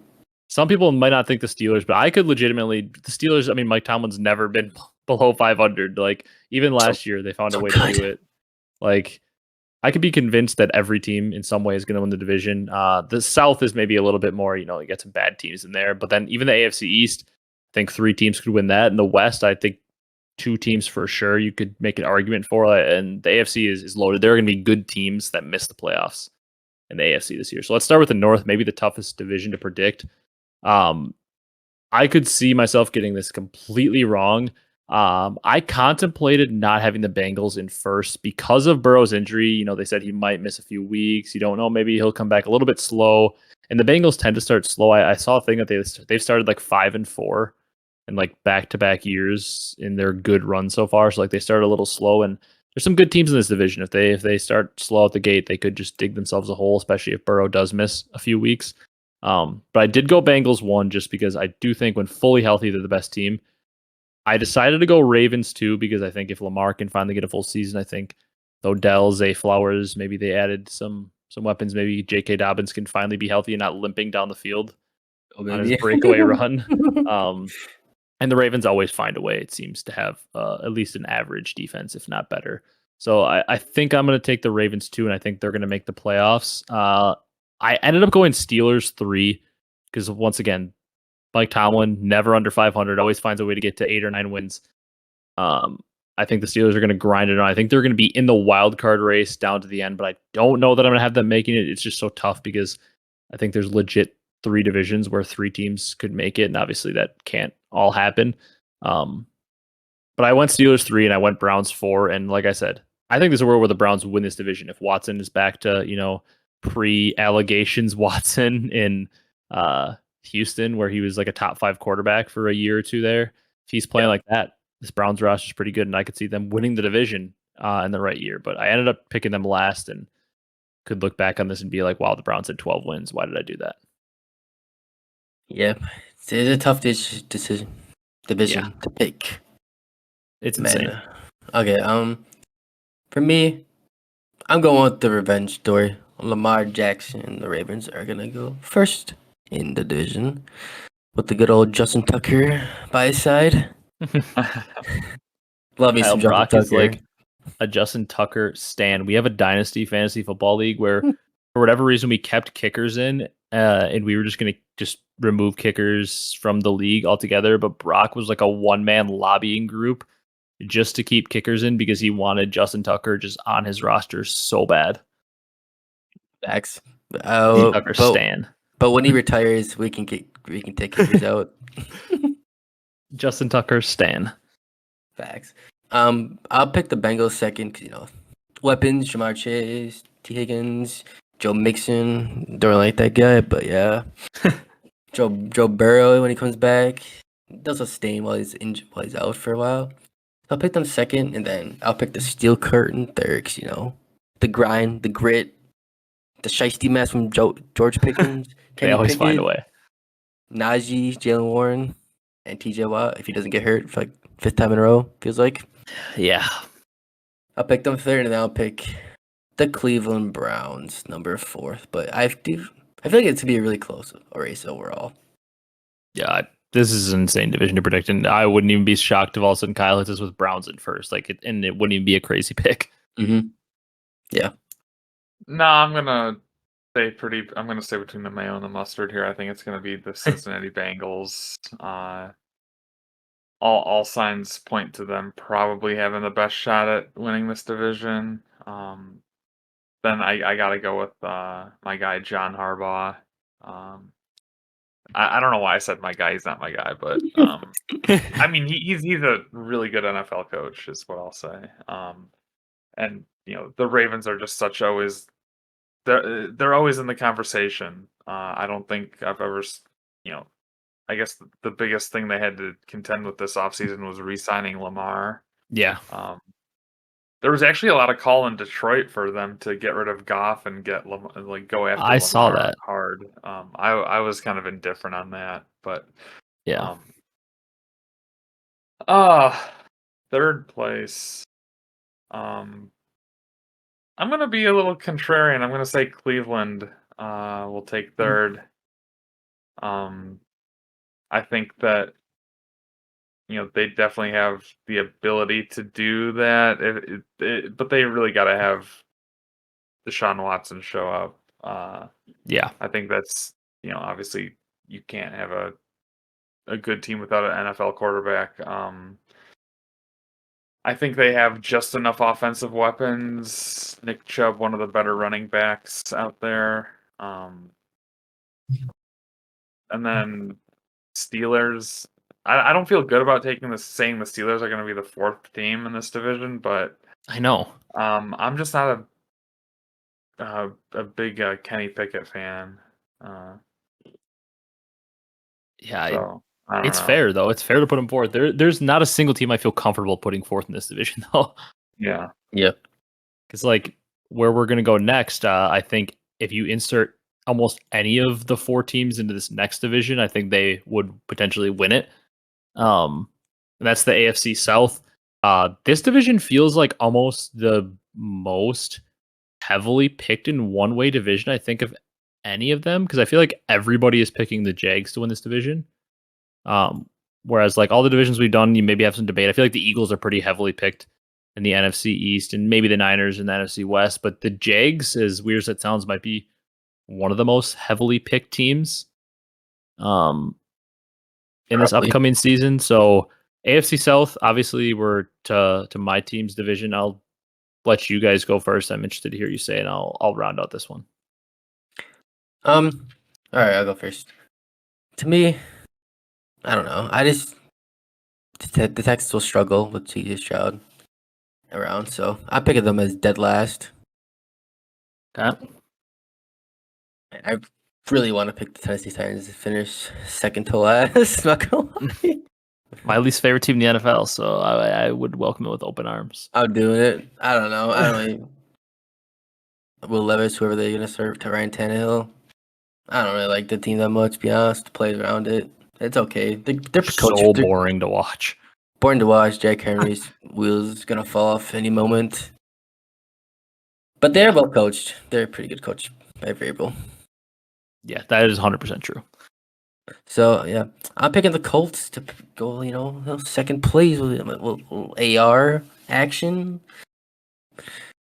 Maybe Jonathan Taylor unless he gets traded. We'll see.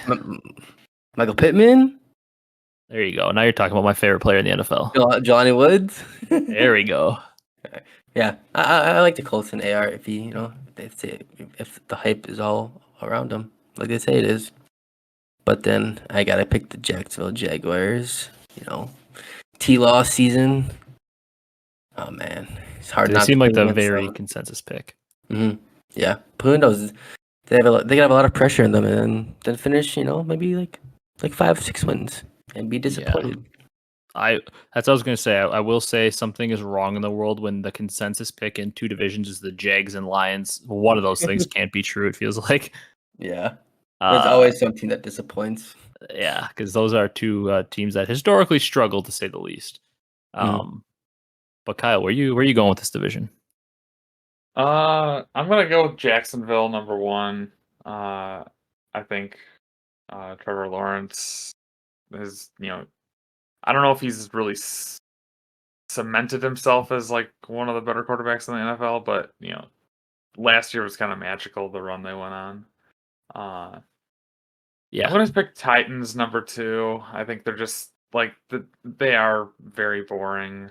I don't find myself watching any of their games. I don't find myself picking any of their players on fantasy, besides It's like, maybe Derrick Henry, yeah. but he's overpriced. Mhm. I'm gonna pick the Colts to finish third. I have no faith in the Houston Texans. I think they've been so bad, so bottom of the barrel for so long. Uh, I know the Colts are, in a self-proclaimed rebuilding era as well. Uh, Yeah. but I think that this division doesn't really set up good for, having record, any strong records besides maybe Jacksonville getting to like 10 wins maybe. Hmm. But then I think everybody else is going to have a losing record.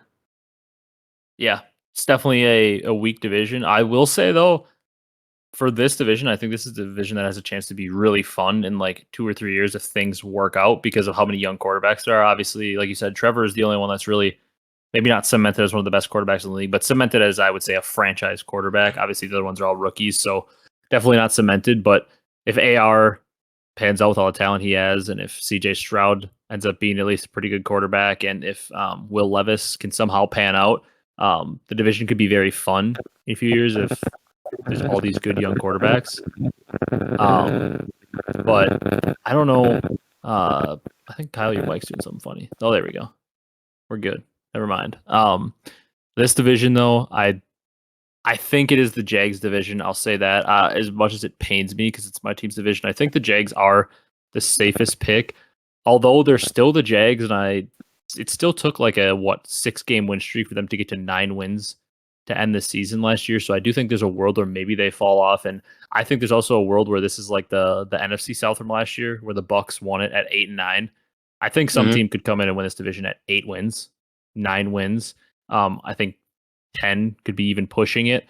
So I do think this is a weird world where I think this is a 3-team race because the Titans always find a way with Vrabel to get to 7, 8+ wins. I mean, they've been the 1 seed in the last like 2 years with Vrabel. So I think they're definitely in some contention. I think the Colts have a pretty good roster around AR. I think people forget that Shaq Leonard is coming back and is a perennial Defensive Player of the Year candidate. They've got one of the best D-tackle duos in the league in DeForest Buckner and Grover Stewart. Got some interesting young players in the pass rush and basically have an entire room of rookie corners and second or third year safety. So a pretty young defense, but a lot of talent there. And on offense, got some exciting weapons. But I'm picking the Colts to finish second. I think they have an outside chance to sneak up to that 8 or 9 win mark, which could, in this division potentially win it. Who knows? And I'm taking the Titans third. Once again, I feel like I could regret that because they're just always there. I see a world where they potentially win this division again. And then I'm picking the Texans. I think they are a clear fourth. I think they're going to really struggle this year. I think they're going to regret potentially trading that pick they did to the Cardinals, their first rounder next year, because the Cardinals could be looking at maybe the 1 and 2 picks, in my opinion. Yeah.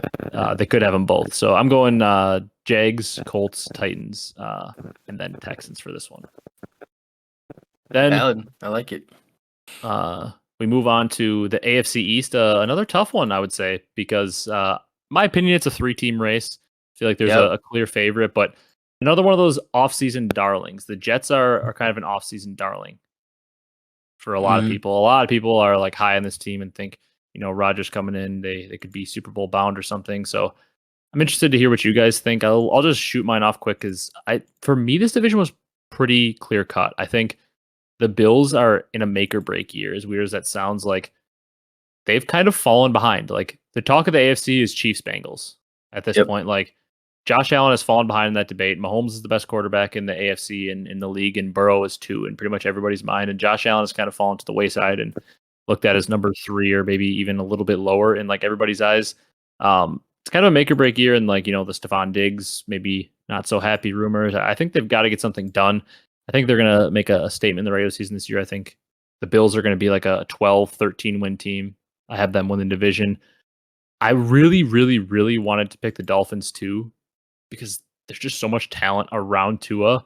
Jalen Ramsey goes down, and with Tua, you just never know if he's gonna stay healthy at this point.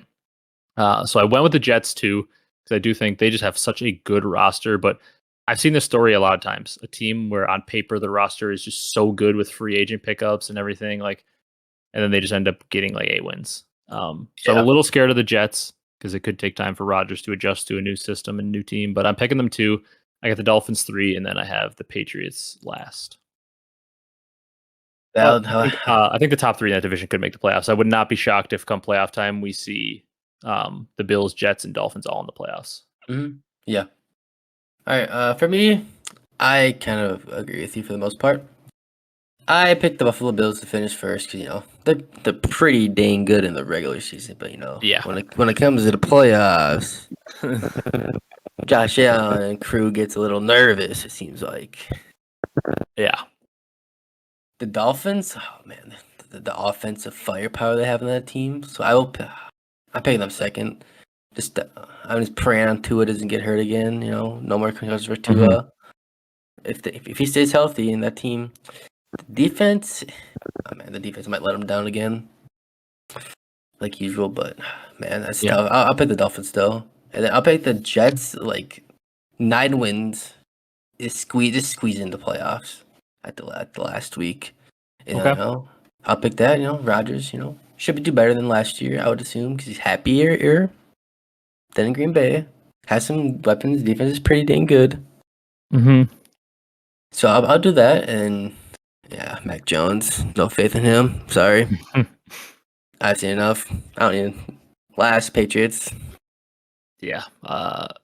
I'm very happy to be putting the Patriots in last, but I'm interested if Kyle's going to be the Jets stan. Obviously, Rodgers tormented his team for a number of years, and there's a lot of hype. Clearly, neither of us bought into the Jets running away at the division hype that seems to be out there. But Kyle, you got anything different? You think the Bills are taking this one again?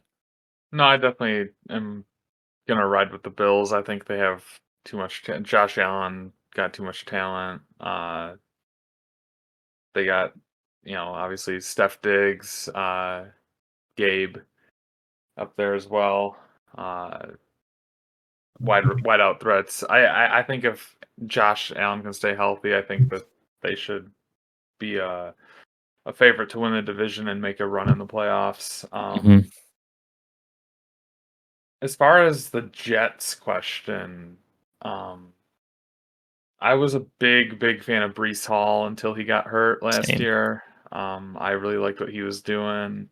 I think they're bringing in Dalvin Cook, kind of a veteran back. He's also kind of battling some injuries as well. They're bringing like Randall Cobb and Alan Lazard up for Rodgers to have some mom's home cooking feel in there.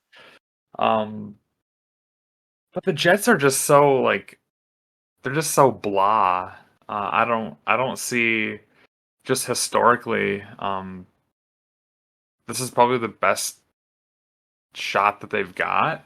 So I think I have to put them number 2. Yeah. Dolphins, I'll put number 3. I think, Tyreek Hill will do Tyreek Hill things. Tua, seems like hopefully he can avoid another traumatic brain injury scene this season. Because I really want him to be a long-term NFL quarterback. I have nothing against Tua. They just got to protect him, and then I'm gonna put the Pats number 4, but it wouldn't surprise me if the Pats wound up with like 7 or 8 wins and took the 3rd spot. I don't think Mac Jones is the worst quarterback for them. And then they also have like Hunter Henry, Mike Gesicki. We know how the Pats love to use their tight ends. Those are 2, pretty solid receiving tight ends that they got there too. So wherever they fall short in like deep threats and having a really solid run game, like Ramondre Stevenson, like what's he gonna do? They got Zeke too. Yeah, I mean, you can see if Zeke does anything. I don't know. I haven't seen. I mean, outside of like Dallas, I don't know how he's gonna do, but I don't know. It could be an interesting, peloton of a division, to see who's really nipping at if the Bills can get any separation from the rest of the group. If the Jets live up to the hype, I don't know. I'll have my eye on the AFC East for a change. Yeah, and like you said, I don't hate the Patriots and potentially moving up to 3 either, because like it is always like the Patriots, how often do they have an absolutely terrible season? They're bad seasons. They tend to find a way to grind out 7 wins, maybe 8 wins. It's pretty rare for them to have a 3-win season or something where they're going to finish last. Mhm. It's not a common thing for the Patriots. So yeah, I'd agree. I wouldn't be shocked to find them even in 3rd or something. The AFC West though, curious to see if you guys think anything else, but I would say most people have this as like a 2-team race. Maybe you could see 3 teams sneak into the playoffs in this division, I guess. But for the division lead, I think most people have it as a 2-team race. However, I'll just go off the bat and say I have the Chiefs winning again. I think it's pretty tough to pick against them. They have the best quarterback in the league, undisputed. Yep. Coming off a Super Bowl win, and at this point, it seems to me that Patrick Mahomes is so good that whatever roster moves they make won't affect them winning 12 plus games. They got rid of what a lot of people would call like maybe their best player, I guess. Maybe not with Travis Kelce being there, but they get rid of Tyreek Hill going into last season. Everybody's like, man, that's going to be a big hit, and they won the Super Bowl. Yep. So like, I don't know that this team can really get rid of many players that will affect that much. Patrick Mahomes is just that good. So I have the Chiefs winning this division. I went with the Chargers too because, like I said, I think they're the only team that can threaten them. They have such a good, high-powered offense. I question their coaching though. I have no faith in their coach, but I'm a big Herbert fan. So I decided to keep them in 2nd. I went with the Broncos 3 because I think Sean Payton's going to improve this team, but I'm not sold. I see the Broncos being maybe like a 7-win team. I think they have an outside chance to maybe push into that 9 range and fight a little bit, but I think it's going to be hard to see them like triple their wins and win the division or anything. And I picked the Raiders 4, but I will say they do have weapons. They have Devontae Adams. They have Hunter Renfrow. They have Josh Jacobs in the backfield. They have some talent on defense. With Max Crosby. Then they picked Tyree Wilson, whoever it was, another like top edge rusher in the draft. So if he actually does pan out, him and Myles Garrett would be very scary duo. And we all know if you have a good pass rush, it makes your defense instantly a heck of a lot better. And Jimmy G tends to win football games. We'll see if he can do that outside of the Shanahan system. But I think the Raiders are interesting and could push for like a 7-8 win season and mess up these standings. But I have them in 4, but not really too confident in that. All right. Yeah, I'm going Chiefs number 1. Can't really argue that one, to say the least. Mahomes, Yes. Kelsey, Justin Ross potentially. All right. But my 2nd team I'm gonna pick is let's ride, baby. Russell Wilson. I'm having so much faith in him this year after what happened last year. Big bounce back year with Javante coming back, Jerry Jeudy, good old Courtland Sutton, pretty damn good here and there. Good coaching, so I'm going the Broncos 2nd, and then the 3rd is the Chargers because I just don't like how the coaching. And what I witnessed last year when we watched that game against Jacksonville, Yeah. and he didn't get fired, I just don't like that at all. I'm still in shock that he didn't get fired. It seemed like he was going to get fired all year, and they had that collapse in the playoffs, and then he just like, yeah, we're going to keep him around. I just don't understand how you just keep him after you lose that. He's shaky all year. But I do like their talent they have. It's just the coaching is gonna mess up them. And then, like you said, the Raiders, 4th place, but sneaky getting the 3rd, maybe 2nd, potentially with Jimmy G and crew, Devontae, Josh Jacobs, Michael Mayer. Yeah, that's my thoughts on it. Yeah, I'll go for AFC West. Obviously, Kansas City, until proven otherwise, will win the division. I'm gonna go Chargers number 2. LAC. I'm gonna go number 2. I think they're a pretty well-rounded team. I really I like their depth chart. I think that Eckler, really good running back who has some like pass catch potential as well. Keenan Allen, Mike Williams, big fans of those. Obviously defensively they got Joey Bosa. I like that. Um, I like Vegas too. I think Vegas is going to finish third. Uh, Jimmy G, I think we'll see. That's probably the biggest question mark because you got guys like Renfro, Devontae Adams, Josh Jacobs out of the backfield. I think that they're not short in the talent department. I just have no faith in Russell Wilson in Denver. I don't know. Fair. I sorry to rain on anybody's parade, but I just don't think Denver is gonna amount to much. I think Cortland Sutton, Jerry Jeudy, they could be really really good if they had a better quarterback. Maybe I don't know. It's fair. I mean, after what we saw last year, you can't knock anybody for criticizing Denver. Yeah. I don't know. I mean, Russell Wilson for a couple of years there was like one of the most electric players out in Seattle when they had those like Super Bowl runs and stuff. But I'm just not buying it as a career renaissance place for him. I don't know. I have them finishing last. All right. I think it's fair. I mean, I think that there's a world with Sean Payton where they improve, but also if somebody says that they have no faith in him, you can't really knock it because the Broncos were abysmal last year.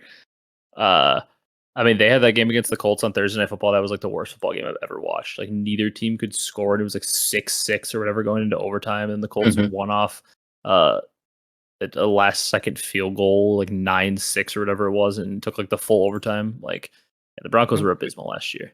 Can we stop playing football on Thursday? Yeah, well, yeah, there's so many injuries. Games end up sucking because people are tired. You're not wrong, but pretty soon we're going to be playing football every day of the week. Yeah, I think. exactly. We're getting Black Friday games this year, aren't we? I think so. Or is it starting? It's starting soon. I know we're getting Black Friday games.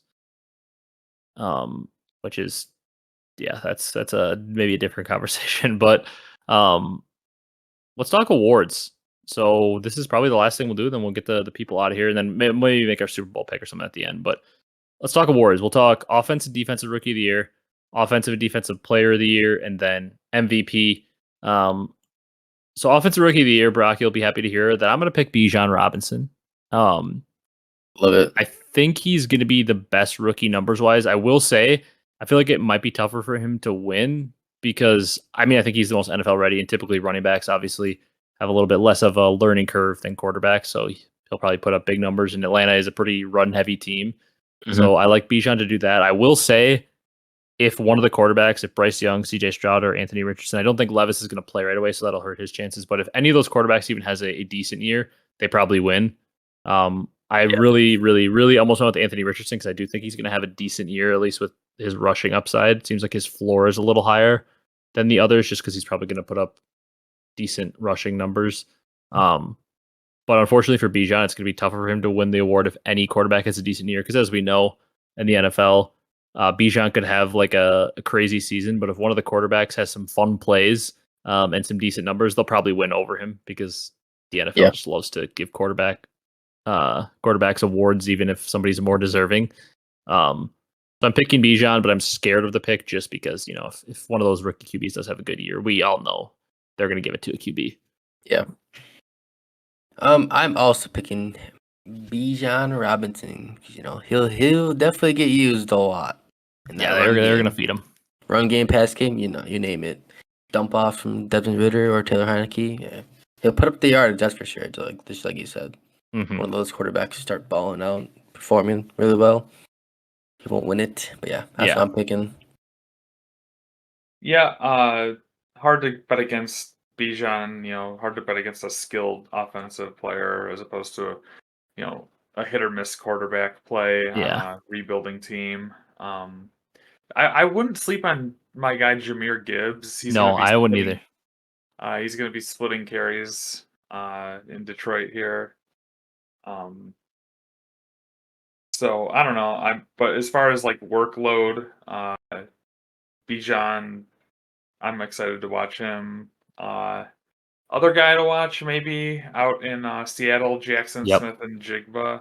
Uh, I don't know, but kind of hard for a wide receiver to really make a run at it. He'd have to catch like double-digit touchdowns or something Mhm. and put up Although crazy yards, but we are coming off a wide receiver winning it last year, at least though Garrett Wilson.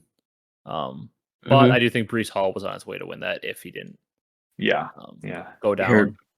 But you never know. Maybe if JSN helps lead the Seahawks to a playoff berth and has a really good year, maybe they weigh that a little bit. But yeah, I think Jahmyr Gibbs and JSN are good shoutouts. I struggle to see how either one of the quarterbacks, or Gibbs, Bijan, or JSN doesn't win it. Maybe you got like a Jordan Addison or something if he has a big year in Minnesota, but I feel like that's pretty much of a long shot. I feel like it's the two running backs, JSN, and then obviously the quarterbacks are always in the mix. Mm-hmm. How about defensive rookie of the year? I went pretty straight up with this one. Um, I know last year kind of different. We had a cornerback win it. Sauce won it last year, which I feel like is rare. I just went straight up and went Will Anderson right away. The first defensive player taken in the draft. Seems like pass rushers, especially ones that are as good as him, and they say he's so NFL ready. And he's on a team with a good secondary. The Texans may be a bad team, but that's like the one bright spot. They have a pretty good secondary and a lot of good young guys. So obviously having a good secondary helps with sacks. Helps you know bring up that total, which is pretty much all they're going to look at for Will Anderson is if he has a lot of sacks, he'll win it. Yeah. So I'm going with Will Anderson for defensive rookie of the year because it is also probably the easiest position for like people to see a value because like for corners, if you're locked down, you might only have one interception, but you were just so locked down they didn't throw at you. So it's like tough for voters that don't actually really watch. To vote for you when you don't really have any counting stats. But like if Will Anderson has like a double digit sack year, it's gonna be like, wow, that rookie had 11 sacks. It's a pretty darn good year. It's so much more of a counting visual stat. Yeah. I'll go Will Anderson as well. Like, I don't really know many. I can't think of a name. I mean, many other I defensive know players there's at the moment. like Tyree Wilson, if he's healthy, is interesting too because he's lined up across from Max Crosby. So probably gonna be a lot of attention on him. Yeah. But But yeah, yeah, I'll it's go Will Anderson. seems like the heavy favorite. Alabama boy. Yeah.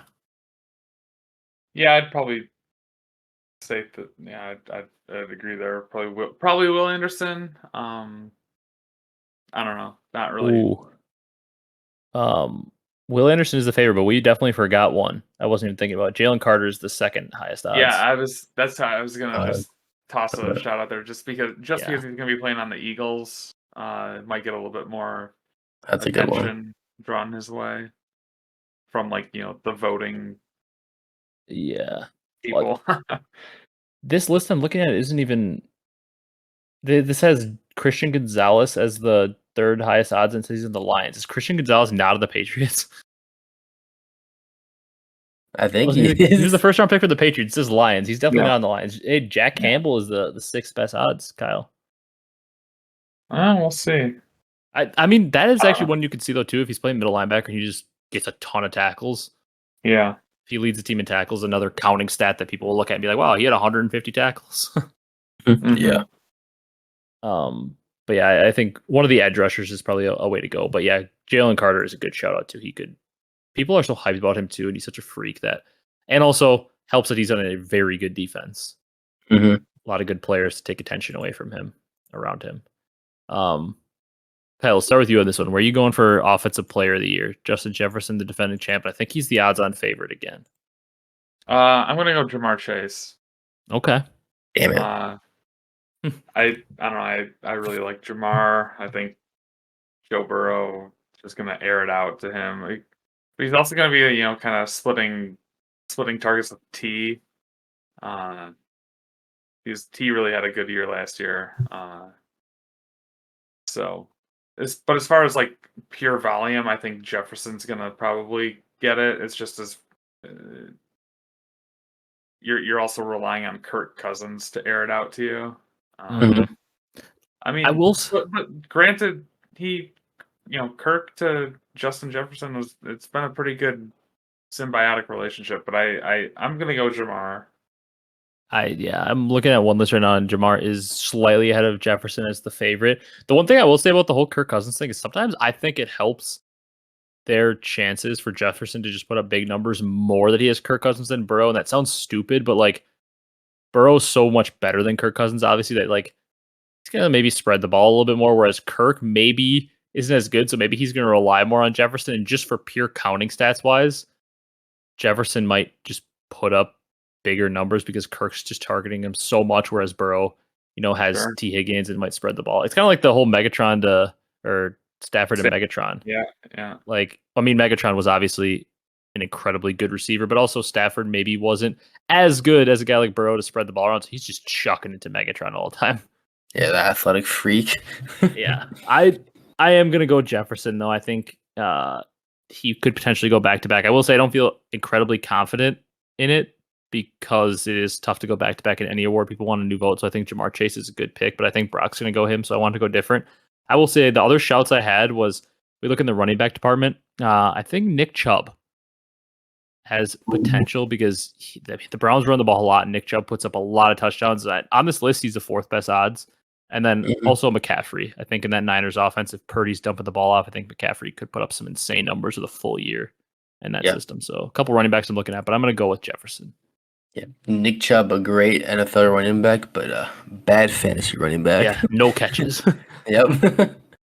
All right, so I'm going to go different. I wanted to go Jamar Chase until Kyle said that. I'll go different.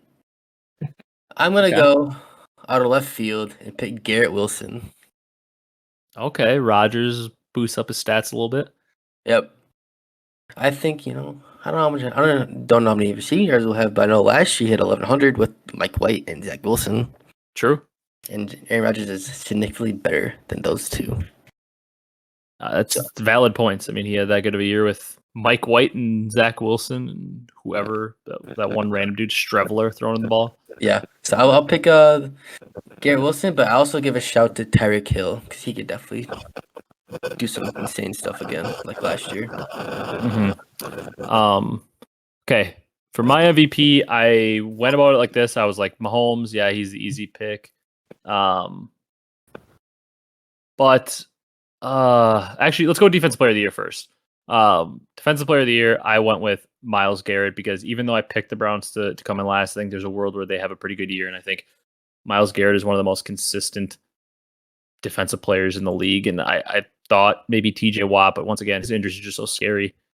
It's tough to trust him to stay healthy, and I could easily see Myles Garrett having like a 17+ sack insane season where he comes out and just is so dominant that he wins Defensive Player of the Year. I wouldn't be shocked to see that at all. Yeah. I really wanted to pick TJ Watt, but like you said, injuries pile up year after year. It seems like so he's not gonna get the stats. But I'll go with Micah Parsons. Another fair pick, yeah. Pass rusher seems to be the way to go for Defensive Player of the Year most times. Yeah. I'll go with Micah Parsons, athletic freak. I'm gonna go Nick Bosa. Back to back. I don't know. I like the 49ers defense. I think whatever. We'll ride with Nick Bosa just for some change it up a little bit. Okay.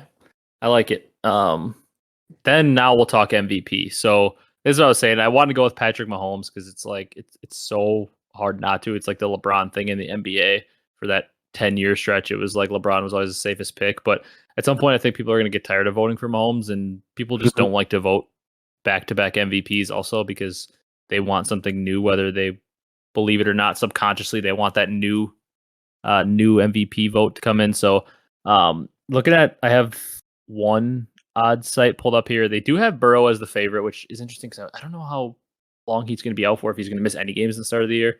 I just saw a thing on the side that says Dan Campbell's one of the favorites of Coach of the Year, and I laugh because I know how Kyle feels about him. But Mahomes is listed at 2, Josh Allen 3, kind of the guys you expect. They actually have Herbert at 4. I'm going to go with who they have at 5, though. I'm going to pick Jalen Hurts. I was going to pick Josh Allen because I said I think the Bills are going to have such a big year, but I think the AFC, people could beat each other up so much that the records won't be as good, whereas I think the NFC, the records are potentially like a team like the Eagles could win like 15 games out of nowhere because it's just such a weak conference. And I also think Jalen Hurts was probably going to win MVP because they wanted that story more than the Mahomes story until he missed a couple games at the end of the year. I think the NFC is so much easier. I think the Eagles' record will be inflated. I'm going to pick Jalen Hurts to win the MVP. All right. I'm going to pick Josh Allen. That's almost what I went with. Mr. Air It Out, Mr. Doesn't care. Just keeps chucking it and chucking it. Might have like 45 touchdowns, maybe like almost 20 picks too, but that's fine because they'll probably have a good record. So yeah, I'll pick Josh Allen. Finally gets his MVP, but playoff start might start choking. I'm gonna go. Oh God, do I have to pick Mahomes? I guess I do. Right? It's the safest pick always. Yeah, you can pick Jared Goff if you want. Yeah, I'm gonna go Patrick Mahomes just because I think it's the most likely pick, and you can't really look dumb picking Mahomes. So yeah, because he's gonna put up 40 touchdowns this year. He's gonna throw for 5,000 yards, and his team is gonna win 12 or more games. It's like just clockwork. yeah. Yep.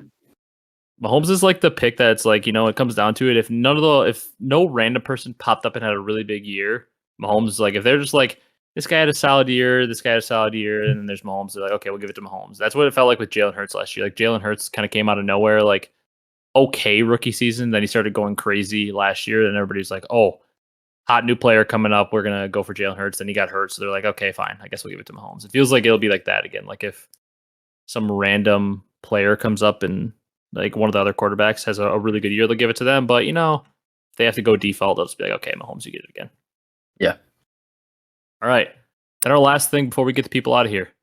Who are your Super Bowl teams? Who you got winning it? Who wants to kick it off? I'll go first. Okay. I am going to pick the Atlanta Falcons. I'm just kidding. I'm just kidding. All right. Real pick. I'm going to pick the Bengals to finally pull through and win it all this year. Who you haven't beaten? Oh, man. I'm going to say Seattle Seahawks. Wow. Whoa. Seahawks make it. So you have the Geno Smith Bowl. Geno Smith to the Super Bowl. Yep. I like it. We're going bold. Wow. You want to go, Kyle? Or you want me to go? Yeah, I'll go. I'm gonna. I don't know. For no rhyme or reason, I'm gonna say the Bills are gonna make it to the Super Bowl. Give the Bills Mafia what they want, but I think they're gonna lose to the Philadelphia Eagles. Again, so Brock probably laughed because my cousin is like the biggest Bills fan in the world, and we just love making fun of him for the Bills just choking. The pain on his face if that would happen. So I would probably laugh if that happened too. But man, you guys kind of killed me here because I wasn't thinking Seahawks, Brock. I'll tell you that, but I was thinking. My initial thought was, I'm like, I think this might be the year that the Bengals and Burrow get it done.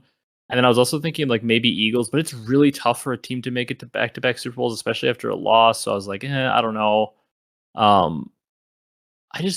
can't pick the Niners as much as I like the team because I can't see a world where Brock Purdy's leading his team to the Super Bowl and winning it.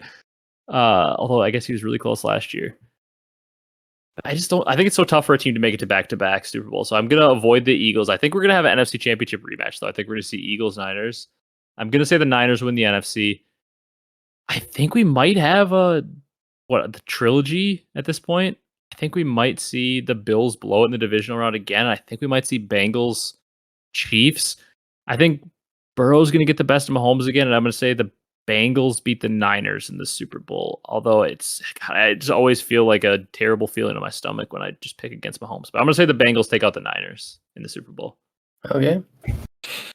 I like it's tough, though. It's so weird for me to pick a team out of the AFC because like I legitimately think there's like 4 or more teams that I would be like, I'm not surprised to see them go to the Super Bowl. Where usually you maybe think there's like 1 or 2 in each conference. You feel pretty confident about going into the year, and then surprises always happen. But yeah, the AFC is just like, I would not be surprised if like the Bills are bounced in the first round, but I also wouldn't be surprised if they're in the Super Bowl.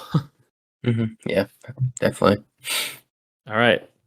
Long episode in the books. Obviously, we had a lot of COD and NFL to talk about, but I'll wrap it up unless you guys got anything else you want to talk about.